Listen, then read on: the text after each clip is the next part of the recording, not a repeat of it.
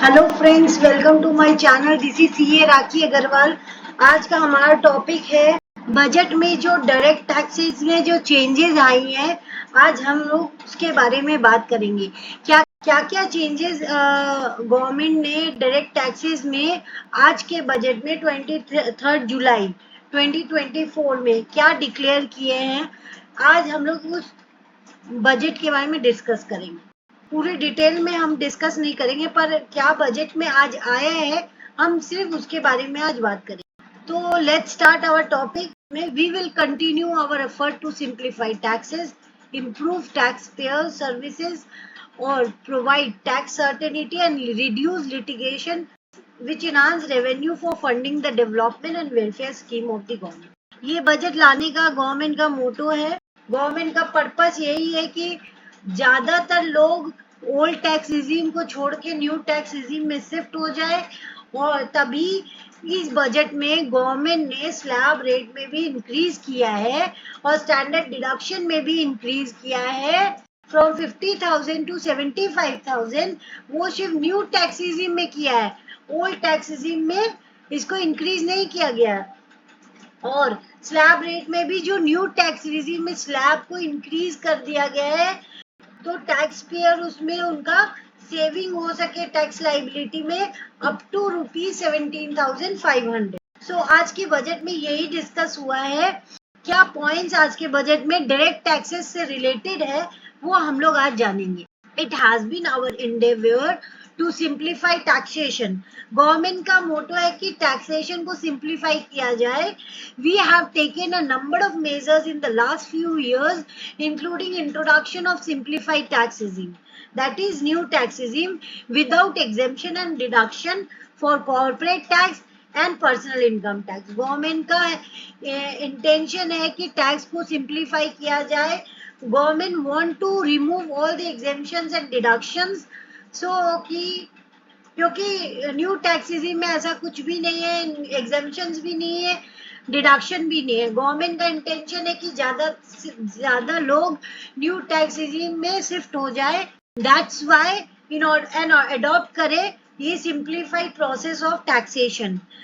This has been appreciated by the tax payer. Tax payer ने भी बहुत सारे 58% of the tax payers are shifted from new old tax regime to the new tax regime in the financial year 22-23. Similarly, as per the data available till now from the last fiscals, more than two-thirds have availed the new personal income tax regime। means data जितना income tax के पास है उसके हिसाब से 2/3 of the people had adopted the new tax regime according to the data available in the IT department। तो वही बोला है इस पैराग्राफ में कि गवर्नमेंट का इंटेंशन है कि डिडक्शन को हटा दिया जाए, एग्जेम्पशंस को हटा दिया जाए, और people will adopt the new tax regime in order to process the income tax return in a simplified way.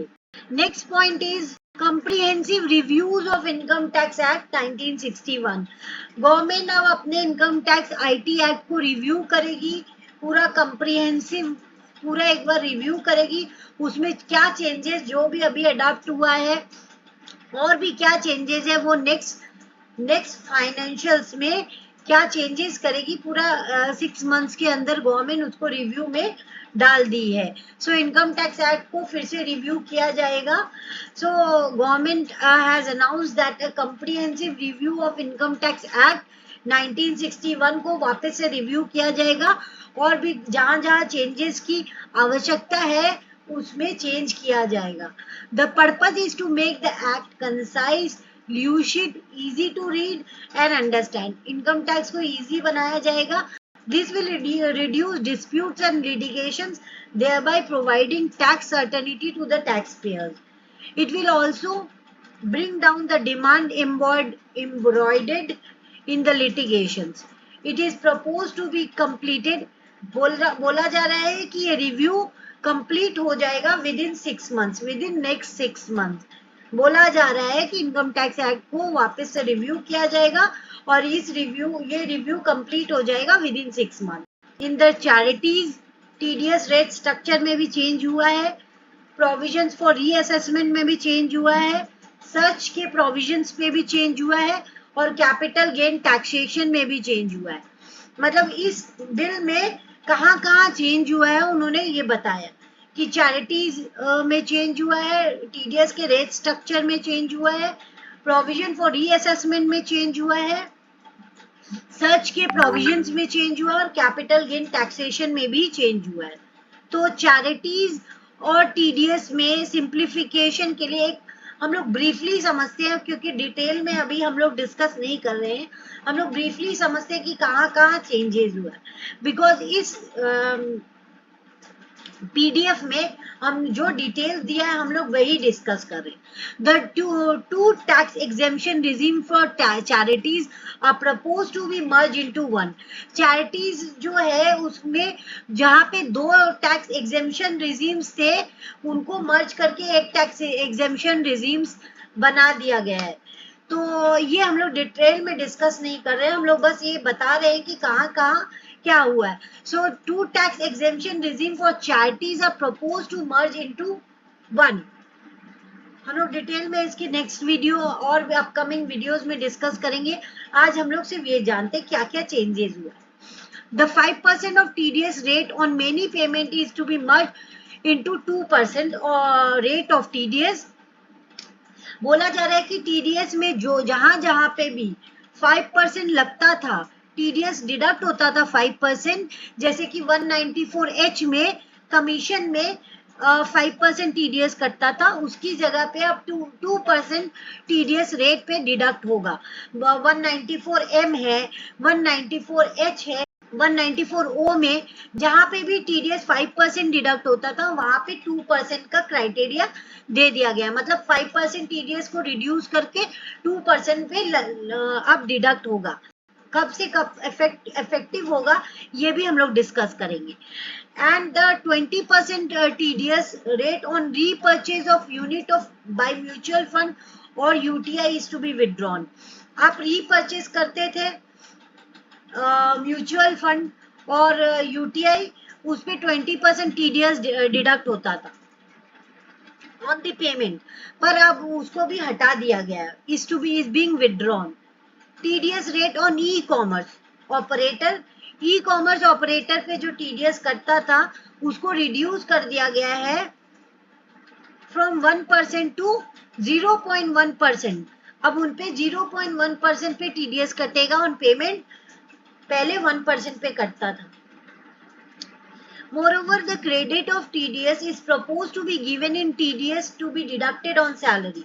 मतलब बोला गया है कि आपको टीडीएस का आपका टीडीएस कटता था, फिर आप उसका क्रेडिट लेते थे अपनी टैक्स लाइबिलिटी से। इन द सेम वे आप टीसीएस का भी क्रेडिट ले सकते हो। अगर आपने कोई व्हीकल खरीदा है उस पर आपका टीसीएस कटा है तो उसका भी आप अपने सैलरीड एम्प्लॉय हो तो आपको उसका टीसीएस का भी क्रेडिट का बेनिफिट मिल जाएगा। आपका टीसीएस कुछ किसी ने कलेक्ट किया है, क्रेडिट मिल जाएगा। Further I propose to discriminate delay for payment of TDS up to the due date of filing the statement for the same. यहाँ पे कोई पेनल्टी का प्रोविजन लाया गया है कि अगर आपने डिले किया payment of TDS, due date के अंदर आपने पेमेंट नहीं किया तो क्या पेनल्टी लगेगी, उसमें भी चेंजेस है। I also plan to provide a standard operating procedures for TDS defaults and simplifying and rationalizing the compounding guidelines for such defaults। So उन्होंने TDS को भी एक स्ट्रीमलाइन में लाने की, रैशनलाइज करने की कोशिश की कि TDS भी अगर टाइमली एक स्ट्रीमलाइन में आ जाए, एक स्टैंडर्ड ऑपरेटिंग प्रोसीजर हो जाए। Simplification of reassessment, reassessment procedures को भी सिंप्लीफाई किया गया है by this budget to thoroughly simplify the provision for reopening and reassessment. मतलब रीओपनिंग के प्रोसेस को और रीअसेसमेंट के प्रोसेस को गवर्नमेंट ने सिंप्लीफाई करने की प्रपोजल दिया है कि वो सिंप्लीफाई करेंगे असेसमेंट के प्रोसीजर्स को और रीओपनिंग ऑफ दी कोई भी केसेस को रीओपन अगर हो रहा है तो उसके प्रोसेस को। An assessment hearing after can be reopen beyond the 3 years from the end of the assessment year. तो असेसमेंट खुल सकता है beyond 3 years from the end of the assessment year only तभी खुलेगा अगर if the escape income is 50 lakhs और मोर, जिसका income escaped income है 50 lakhs और ज्यादा का, तो उसका केस खुलेगा किस beyond 3 years from the end of the assessment year. Open हो सकता है बियॉन्ड 3 years, खुल सकता है from the end of the assessment year if the income, तभी खुलेगा अगर इनकम एस्केप कर रहा है 50 lakhs और more up to the maximum period of 5 years। 5 years का maximum period from the end of the assessment year. Even in the search case, a time limit of 6 years before the year of search, as against the existing time limit of 10 years, is proposed. This will reduce tax uncertainties and disputes. Assessment में भी अगर आपका income escape हो रहा है 50 लाख से ज्यादा, तब आपका टाइम पीरियड केस रीओपन हो सकता है बियॉन्ड 3 years के बाद भी, लेकिन up to a maximum period of 5 years। 5 years के बाद नहीं खुलेगा, लेकिन 3 years के बाद खुल सकता है। मैक्सिमम पीरियड है 5 years। अगर एस्केप इनकम एस्केप होता है 50 lakhs और more. Now simplification and rationalisation of capital gain. Capital gain में क्या चेंजेस है? Capital gain tax is also propose to be hugely simplified. Short term gain on certain financial assets shall henceforth attract a tax rate of 20%.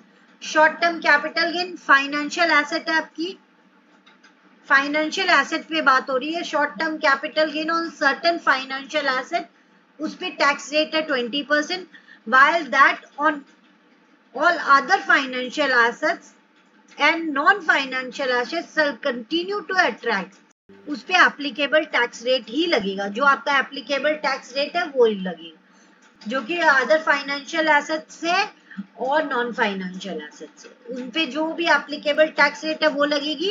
पर short term capital gain on certain financial asset, उन पे 20% tax rate लगेगी। अब long term capital gain on all financial and non financial assets. अब long term capital gain हुआ आपको financial non financial asset पे, on the other hand will attract a tax rate of 12.5%। Long term capital gain financial and non financial दोनों पे ही 12.5% tax rate लगेगा। पहले 10% लगता था, अब 12.5% लगेगा एसटीटी पेड पे, जिसपे आप एग्जेम्पशन क्लेम करते थे 1 लाख का। For the benefit of lower and middle income class, it is proposed to increase the limit of exemption of capital gain on certain financial asset। जो आप exemption long term capital gain में STT paid पे 1 लाख का exemption claim करते थे, उस exemption को increase कर दिया गया है 1 लाख से 1,25,000। सो एक साल में आप 1 लाख का एग्जाम्पशन लेते थे जब आप रिटर्न फाइल करते थे। अब 1,25,000 का लॉन्ग टर्म कैपिटल गेन है, एसटीटी पेड है, जिसपे आपका अट्रैक्ट होगा 12.5% टैक्स, और जिसपे आप एग्जेम्पशन ले सकते हो 1,25,000 का इंस्टेड ऑफ 1 लाख। पहले आप 1 लाख का एग्जेम्पशन क्लेम करते थे, अब 1,25,000 का एग्जेम्पशन क्लेम कर सकते हो। अब listed financial asset held for more than a year will be classified as long term, while unlisted financial asset and all non-financial asset will have to be held for at least 2 years to be classified as long term। मतलब listed asset जो भी थी आपकी for more than a year, यहाँ पे time period भी classify changes हुआ है। लॉन्ग टर्म और शॉर्ट टर्म का टाइम पीरियड, जो लिस्टेड फाइनेंशियल एसेट थी, मतलब लिस्टेड फाइनेंशियल इक्विटीज जो भी आपकी थी, इक्विटीज जो भी फाइनेंशियल एसेट थी, अगर वो मोर देन अ ईयर मतलब 1 साल से ज्यादा है, तो उसको आप क्लासिफाई करोगे as long term. While unlisted assets को एंड नॉन फाइनेंशियल एसेट्स को will be classified for at least 2 years। उसके लिए 2 years का क्राइटेरिया दे दिया गया है अनलिस्टेड फाइनेंशियल एसेट्स के लिए, और नॉन फाइनेंशियल एसेट्स के लिए will have to be held for at least 2 years to be classified as long term. अब ये 1 year नहीं रहेगा, 2 years का क्लासिफिकेशन है। किसके लिए? अनलिस्टेड फाइनेंशियल एसेट्स के लिए और नॉन फाइनेंशियल एसेट्स के लिए अगर आपके पास वो 2 साल या 2 साल से ज्यादा है तभी वो लॉन्ग टर्म है, और लिस्टेड के लिए 1 साल का पीरियड दिया गया है।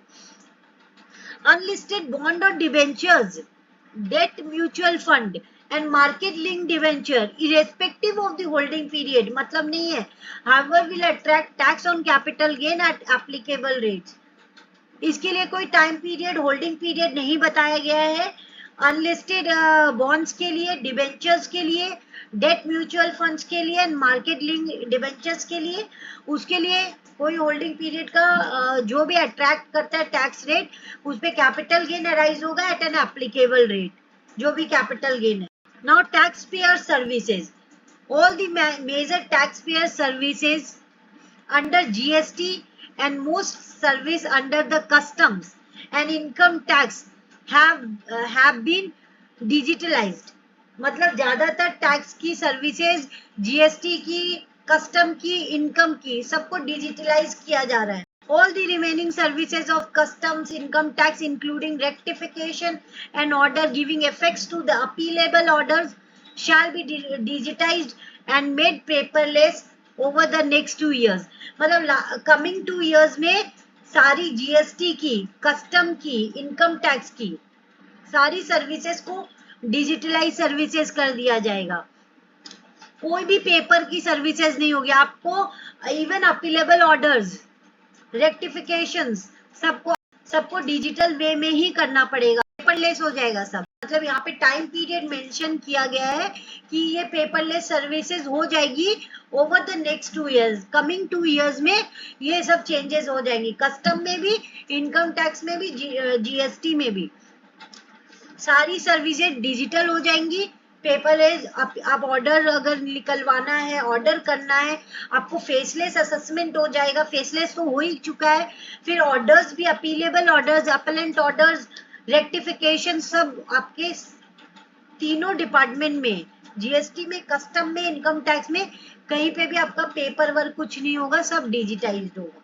Now litigations and appeal, while our concentrated effort to reduce the pendency of appeal at various appellant fora are beginning to show good results, it will continue to engage our highest intention। और government क्या करना चाहती है? To dispose of the backlogs of the first appeals, I plan to deploy more officials to hear and decided such appeals, especially those with large tax effects। जिनका large tax disputes है, backlog में पड़ा है, case पड़े हैं जिनके appeals में या ऑफिसर्स के पास, तो गवर्नमेंट का इंटेंशन है कि वो ज्यादा ऑफिसर्स को हायर करके वो सब अपील्स को सॉर्ट आउट करे, मतलब डिस्पोज ऑफ करे, बैकलॉग जितने भी पड़े हुए हैं। पहला काम गवर्नमेंट यही करना चाहती है कि अपने सारे बैकलॉग्स को, जितने उनके पेंडिंग्स अपील पड़े हैं, उनको सॉर्ट करना चाहती है, उनको क्लेरिफाई करना चाहती है। और विथ लार्ज टैक्स इफेक्ट, जिनके पास, जिनसे मतलब जो डिस्प्यूटेड है और जिनका लार्ज टैक्स इफेक्ट्स है।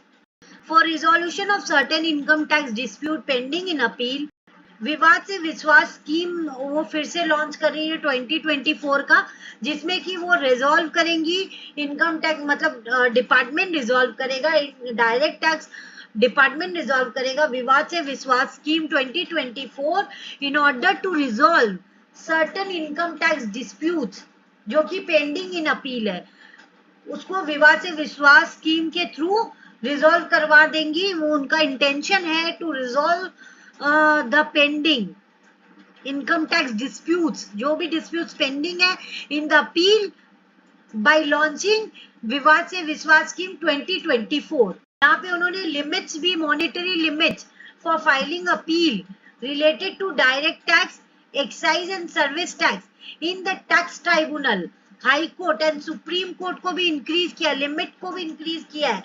डायरेक्ट टैक्स में लिमिट इंक्रीज है 60 लाख, एक्साइज में 2 करोड़ और सर्विस टैक्स में 5 करोड़, ट्राइब्यूनल्स के केस में, हाई कोर्ट के केस में, सुप्रीम कोर्ट के केस में। उन्होंने इसका पूरा क्लैरिफिकेशन नहीं है, जब फर्दर क्लैरिफिकेशन आएगा देन वी विल डिस्कस। पर अभी यही बोला गया है कि गवर्नमेंट ने monetary limits of filing appeals को related to direct tax, excise and service tax in tax tribunal, high court and supreme court को इंक्रीज किया है to 60 lakhs, 2 crore and 5 crores respectively, with a view to reduce litigation and provide certainty in international taxation. We will expand the scope of safe harbor rules and make them more attractive. वो safe harbour rules को भी बहुत expand करना चाहती है in order to promote international taxation. Transfer pricing पे भी उनका फोकस है in order to streamline the transfer pricing assessment procedure. Now proposal of deepening the tax base, STT security transaction tax on future and option of securities. STT को भी increase कर दिया गया है. FNO पे फ्यूचर एंड ऑप्शंस पे भी is propose to increase to 0.02% and 0.1% respectively. मतलब FNO पे फ्यूचर्स पे भी एंड ऑप्शंस पे भी इंक्रीज किया गया है STT. Secondly, for the reason of equity propose to tax income receive on buyback of shares in the hand of रिसिपिएंट्स.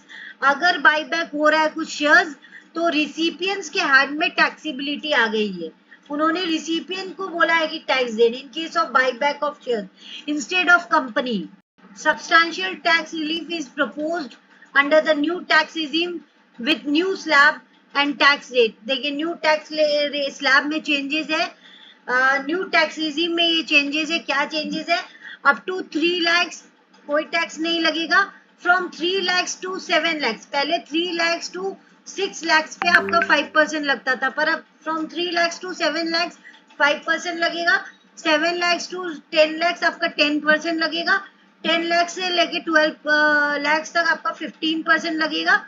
मतलब स्लैब रेट में भी चेंज लाया गया है और ये चेंजेस सिर्फ न्यू टैक्स रिजीम में है. और अबव 15 लाख पे आपका 30% टैक्स लगेगा. स्टैंडर्ड डिडक्शन को भी बढ़ा दिया गया है. To the salaried individual and pensioner is propose to increase from 50,000 to 75,000 under the new tax regime. New tax regime में ये अमेंडमेंट है कि आपको ये सैलरीड इंडिविजुअल्स के लिए और पेंशनर्स के लिए 50,000 से 75,000 लिमिट इंक्रीज कर दिया गया है. फैमिली पेंशन डिडक्शन जो पेंशनर क्लेम करते थे 1/3 ऑफ द सैलरी का, 1/3 और 15,000 विच एवर इज लेस, अब वो डिडक्शन जो है, deduction from family pension of 15,000 is propose to increase to 25,000 under the new tax regime. अगर वो न्यू टैक्स रिजीम ऑप्ट करेंगे तभी उनका जो 15,000 का डिडक्शन का लिमिट था वो इंक्रीज करके 25,000 कर दिया गया है. ये सिर्फ पेंशनर्स के लिए है जो पेंशन जिनका इनकम फैमिली पेंशन से आता है. नॉन गवर्नमेंट एम्प्लॉयर्स के लिए भी, जो नॉन गवर्नमेंट एम्प्लॉयर है, non government employer contribution to new pension scheme, it is proposed to increase the amount of deduction allowed to an employer in respect of his contribution to a pension scheme referred to in section 80CC D में जो employer claim करता था regarding his contribution towards the pension scheme from the extent of 10% to the extent of 14% of the salaries of the employee. So उसको भी increase कर दिया गया है. It is propose to increase the amount of deduction allowed to an employer. Employer को मिलेगा ये deduction in respect of his contribution.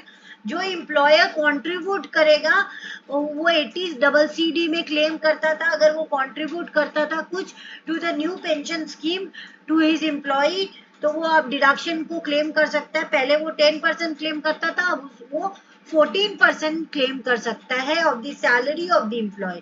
Further, a non government employee in the new tax regime shall be allowed a deduction of an amount not exceeding.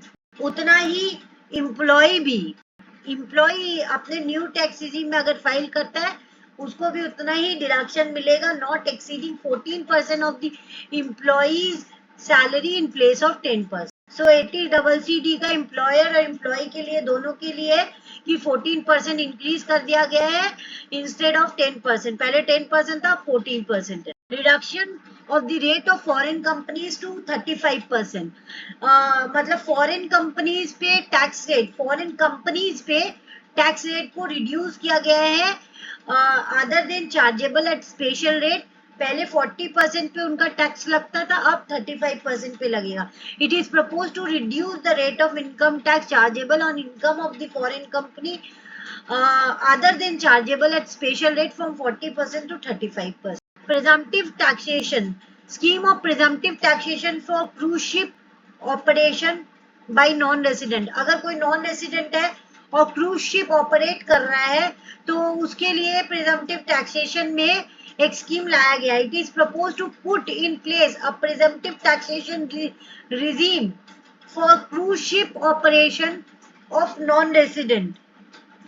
जो non resident है और वो cruise ship operate करते हैं, मतलब यहाँ पे promote किया जा रहा है नॉन रेसिडेंट को कि जो ऑपरेट करते हैं क्रूज शिप को, और क्रूज शिप को भी प्रमोट किया जा रहा है गवर्नमेंट की तरफ से, क्योंकि उनको प्रिजम्पटिव टैक्सेशन में डाला गया है. It is propose further it is propose to provide exemption from any income of the foreign company for lease rentals of cruise ship receive from a related company which operate such ship or ship in India. Block assessment में भी जो हम लोग ने search की बात की थी, introduction of block assessment scheme for search and seizure case. It is propose to introduce a new scheme of block assessment. New scheme लाने वाली है गवर्नमेंट ब्लॉक असेसमेंट में for search cases. The block period is propose to be 6 years, 6 previous years, and the period up to the date of conclusion of the search. The total income of block period is proposed to be taxed at the rate of 60%, reducing the time limit for which a reassessment can be done and rationalization of the provision. Reassessment का time limit को reduce कर दिया गया है. Time limit for reassessment is proposed to reduce from 10 years to 5 years. पहले reassessment 10 years तक हो सकता था, 5 years कर दिया गया.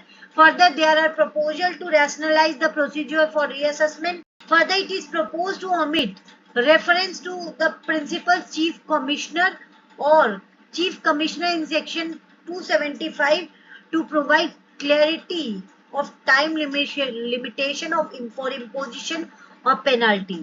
It is also proposed to withhold refund up to 60 days of the assessment under section 245 and to rationalize time limit to file appeal to the ITAT under section 253. तो पूरा reassessment process को change करेगा government. Time period को change करेगा पहले, फिर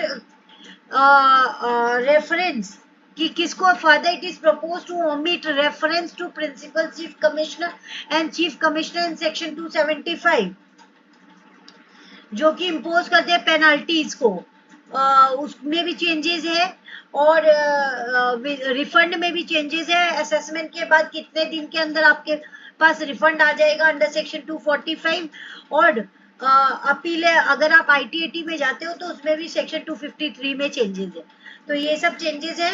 charitable trust को भी रैशनलाइज किया गया है. It is propose to make amendment to merge the two scheme for exemption and also provide for rationalization of filing of application and time limits for registration and approval of certain benefits to the charitable trust and institution.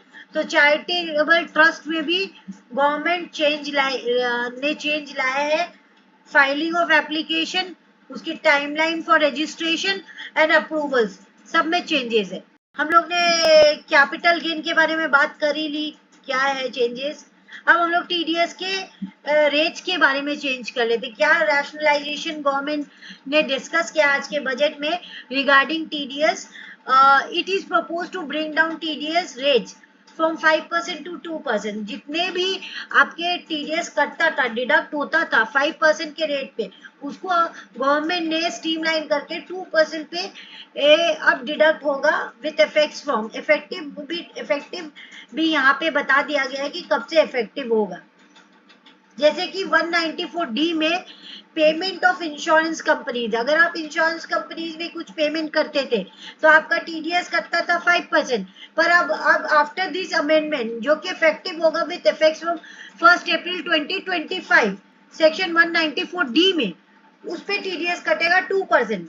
Section 194DA में payment in respect of life insurance policies, आप insurance policy का payment करते थे वो TDS आपका 5% पे कटता था, पर अब आप कटेगा वो 2% पे, और ये इफेक्टिव होगा with effects from 1 October 2024. Section 194G, commission on sale of lottery tickets. 194G बोलता है commission on sale of lottery tickets. अगर आप लॉटरी टिकट सेल कर रहे हो, उस पे आपको कुछ कमीशन हुआ, तो जो पेमेंट कर रहा है आपको कमीशन इनकम दे रहा है, मतलब इनकम हो रही है आपको, तो वो टीडीएस कट के आती थी 5%, अब आपके पास आएगी, अब टीडीएस कटेगा उस पे 2%। ये इफेक्टिव होगा 1 अक्टूबर 2024। फिर सेक्शन 194H में पेमेंट, अगर ब्रोकरेज और कमीशन, ब्रोकर आप पेमेंट कर रहे हो कमीशन और ब्रोकरेज का, तो पहले आप 5% पे काटते थे, अब 2% पे काटिएगा, और ये इफेक्टिव होगा with effects from 1 October 2024। 194IB में payment of rent by individual और एचयूएफ, अगर इंडिविजुअल एचयूएफ कुछ पेमेंट करता अंडर सेक्शन रेंट का, अंडर सेक्शन 194YB में करता था 5% पे, अब उसका टीडीएस कटेगा 2% पे, और ये इफेक्टिव है with effects from 1 October 2024।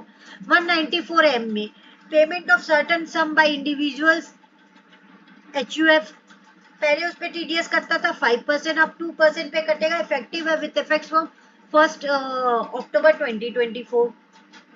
194O में payment of certain sum by e commerce operator to e commerce participant, e commerce operator था, ई कॉमर्स पार्टिसिपेंट को वो टीडीएस काट के पेमेंट करता था, पहले 1%, अब 0.1% टीडीएस कटेगा, और ये इफेक्टिव है with effects from 1 October 2024। 194F में relating to payment on account of repurchase of units by mutual fund और यूनिट यूटीआई पे टीडीएस हटा दिया गया, उस पर कोई टीडीएस नहीं कटेगा, और ये इफेक्टिव होगा विथ इफेक्ट्स फ्रॉम 1 अक्टूबर 2024। और credit on TDS and TCS, मैंने बताया ही आपको कि अगर जो सैलरीड एम्प्लॉय है उसको टीडीएस जैसे वो क्रेडिट क्लेम करता था, वैसे टीसीएस का भी क्लेम कर सकता है। Alignment of interest rate on delayed payment on TCS with TDS, अगर आप मतलब टीसीएस या टीडीएस का पेमेंट डिले करते हो, अगर आप पे, फिर तो आप पे पेनल्टी लग जाएगी, आप पे इंटरेस्ट लग जाएगा। It is propose to increase the rate of interest, पहले 1% लगता था, 1.5% लग रहा है अगर आप डिले करते हो टीसीएस कलेक्शन में और टीडीएस डिडक्ट करने में। Increase in limits of remuneration to working partners of a firm allowed as deduction. Partner, working partner है आपका, अब पार्टनरशिप फर्म है, अब उनको आप रेम्यूनरेशन पे कर रहे हो, इंटरेस्ट पे कर रहे हो। It is propose to increase the limit of remuneration to the working partner, उनकी लिमिट को इंक्रीज कर दी गई है to 3 lakhs or 90% of the book profits, whichever is more on the first 6 lakhs of the book profit in or in case of loss। ये मतलब changes है partners के रेम्यूनरेशन, उनके स्लैब रेट में भी, कैलकुलेशन में भी चेंजेस है। Widening and deepening of the tax base and anti avoidance, buyback के केस में अगर बाईबैक हो रहा है shares, so it is proposed that the income from buyback of shares by companies be chargeable in the hand of the recipient investors as dividend। अगर company कोई buyback कर रही है अपना शेयर्स बायबैक करी कंपनी, कोई इन्वेस्टर से buyback की, तो इन्वेस्टर के हैंड में वो डिविडेंड बोल के टैक्सेबल होगा as a dividend instead of current regime of additional income tax in the hand of the company. पहले कंपनी के हैंड में टैक्सेबल होता था बायबैक ऑफ शेयर्स के, अब रिसिपिएंट के हैंड में टैक्सेबल होगा। Further the cost of such share shall be treated as capital loss, तो वो कैपिटल लॉस माना जाएगा टू द इन्वेस्टर्स। एसटीटी में भी चेंजेस है। It is propose to increase the rate of STT on sale of option, option के case में भी एसटीटी में इंक्रीज कर दिया गया है फ्रॉम 0.0625% से 0.1% of the option premium, and on the sale of future अगर आप सेल करें उन securities from 0.0125% to 0.02% of the price at which such future are traded, मतलब ऑप्शन में का एसटीटी को भी इंक्रीज किया गया है और फ्यूचर के भी एसटीटी को इंक्रीज किया गया है। Income from letting out house property. It is proposed that income from letting out house property house or a part of house by the owner shall not be charged under the head profit and gain of business or profession and will be charged to tax under the head income from house property only. So अगर आपका कोई भी let out करके renting income है तो renting income को आप business income नहीं मानोगे, ना तो वो बिजनेस इनकम है, उसको आप दिखाओगे income from house property only. Transfer of capital asset, अगर कुछ ट्रांसफर हो रहा है कैपिटल एसेट, अगर under a gift or will or irrevocable trust by an entity other than individual HUF को यहाँ पे नहीं चेंजेस है. इंडिविजुअल एचयूएफ अगर अपनी प्रॉपर्टी ट्रांसफर करती है उसमें कोई कैपिटल मतलब कैलकुलेशन नहीं है, कैपिटल गेन का इसमें कोई चेंजेस नहीं लाया गया. पर ये जो अगर एंटिटी अपनी कैपिटल एसेट को ट्रांसफर करेगी गिफ्ट बोल के, विल बोल के या इरिवोकेबल ट्रस्ट को ट्रांसफर करेगी कंपनीज, उसको हम लोग मान लेंगे shall be regarded as transfer for the purpose of calculation of capital gain. उस ट्रांसफर को कैपिटल गेन मान लेंगे. TDS on payment to partner, अब पार्टनर्स पे भी टीडीएस डिडक्ट होगा. अगर आप कुछ पेमेंट कर रहे हो पार्टनर्स को, पार्टनरशिप फर्म है, आप पार्टनर्स को कुछ पेमेंट कर रहे हो in the form of salary, in the form of remuneration, in the form of commission, in the form of bonus, in the form of interest, तो उसमें भी आपका टीडीएस कटेगा at the rate 10% of the aggregate amount more than 20,000 in a financial year. 20,000 पूरा मिला के अगर कोई भी फॉर्म होगा, salary, remuneration, commission, bonus, interest, और अगर आप पार्टनरशिप फर्म हो, पार्टनर्स को पेमेंट कर रहे हो 20,000 से ज्यादा, तो 10% आप टीडीएस काट के पेमेंट कीजिए. लग्जरी गुड्स पे टीसीएस का एप्लीकेबिलिटी आ गया है. To enable TCS on luxury goods it is propose to levy TCS of 1% on notified goods of a value exceeding 10 lakhs. 10 lakh से ज्यादा का कोई भी गुड्स होगा तो वो लग्जरी गुड्स माना जाएगा और उस पे टीसीएस कलेक्ट करना पड़ेगा at the 1%. Time limit to file correction statement for TDS or TCS statement. It is propose to provide that no correction statement shall be delivered after the expiry of 6 years from the end of the financial year in which TDS or TCS statement are respectively required to be delivered.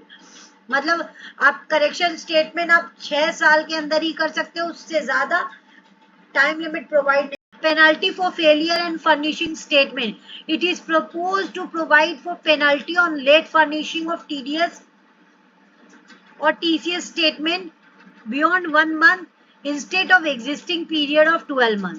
आज हम लोग इतना ही मतलब major portion हमने मतलब जो जो important points थे वो हमने डिस्कस किया. और भी बहुत सारे चेंजेस है जो कि हम अपने अपकमिंग वीडियोस में डिस्कस करेंगे with details.